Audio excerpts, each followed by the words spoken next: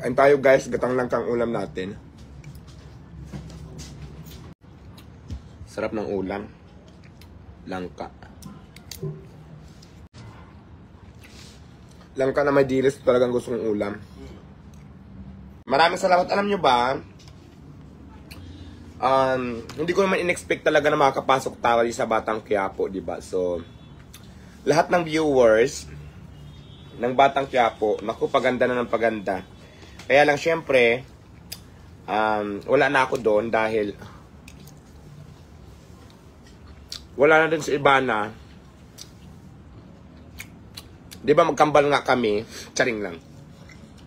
Hindi, siyempre umiikot yung mundo namin doon kay Ibana Alawi. Kaya nung nawala si Ibana, nawala na din kami.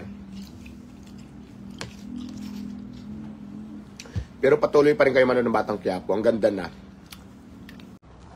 At least, na-experience ko makasama si Coco Martin maging amo at saka napakabait. Diba? Dati pinapanood ko lang yan tapos I never expect talaga in my life na magsasama talaga kami. Magiging amo ko siya at magiging katrabaho bilang boss, artista, director. Diba? So, yung moment na yun ang napakaganda na nangyari sa akin.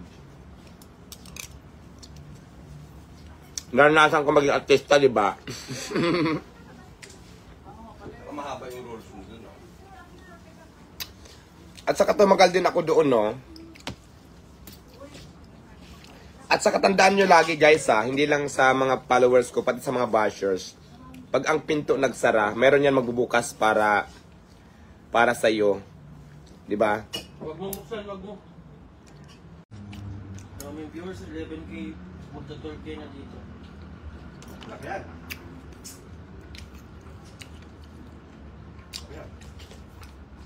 Basta nyo nga, guys, chika-chika ulit tayo. Yun. Wala na tayo sa Batang Quiapo. Pero, di ba, ang ganda ng experience natin. Naka-actingan ko si Coco Martin, idol ko. Si Kim Rodriguez, sila Lito Camo, sila Ate Jean, si Lola, si Madam Erlinda Villalobos, diba? Si Imong. Yung mga bashers naman, sasabihin naman nila, lumaki ang ulo, masamang ugali, buti nga sa inyo.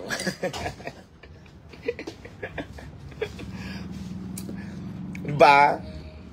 Wala lang kayo ibang pangbanat. Ang mga pambanat lagi ng mga basher ganito. Wala nang kumakain, lumaki na kasi ang ulo, wala nang kumakain sa Paris, lumipas na, laos na. Ito lang naman masasabi ko sa inyong lahat. Sige, dito tayo. Welcome to Mobile Legends. Ang sikat niyo po kasi doon. Sige, picture tayo dito kayo. Ayun sila galing pa ng Ilocos. Yeah. Picture, halika rito. Salamat po. Ay! Galing pa sila ng Ilocos. Oo. Picture mo kami. Burka, wala pa akong asawa. Ay, tamang-tama, wala din akong boyfriend. Ako, baka tayo nang pinagtagpo tayo naman. I love you, sir. Nakakatuwa naman sila galing pang Ilocos, Oo, guys. kumain kami tapos tinanong namin si staff mo. Pwede katukin niyo lang siya doon. Paano naman siya? Idol. Go. Ay. Warin yung tripod, baka mabasa. Okay. Hoy, picture sa akin. Cellphone ko. Isa-isa kayo picture sa akin. Gang. Oh, next. Okay na? Thank you po. Isa pa. Hindi talaga ako magsasawa ka ng fight. Sa nakaraan mo. Hindi yung... Okay, thank you. Fighter ako, hindi ako magsasawa. Wala akong pakialam sa mga bashers. Ayan kayo ang lumapit, ha? Ilocos from Ilocos Sur. Kay Diwata ako. Ayan, bagay daw tayo. Idol. Ayun pakis. Ay, kiss daw. Pwede ba? Papayag ba kayo? Pwede. Wala akong asawa. Ayaw nila. Charing lang. Sige na, kiss na. Ay, kiss ko naman.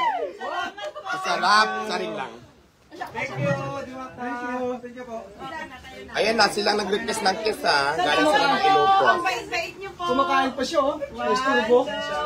Buti ang bait-bait niya. Kumain kami. Ang sarap na Okay, thank you. Live siya. Okay. Okay. Salamat Shout po. out. Uwi na kami ng ano. Sige po. Yabagis Vlogs. Okay. Ay, Kabagis Vlogs. Ah, sige po, sige po. Yabagis Vlogs. Okay, sige. Kabagis. Yabagis. Actually, kabagis yun. Ginawa ko ng Y kasi marami. Yabagis. Thank you po. Yay! Thank you, thank you. Okay ho, tuloy na natin yung pagkain. Okay na? Sige po, thank you so much. Yes! Ingat, ingat. Let's go na.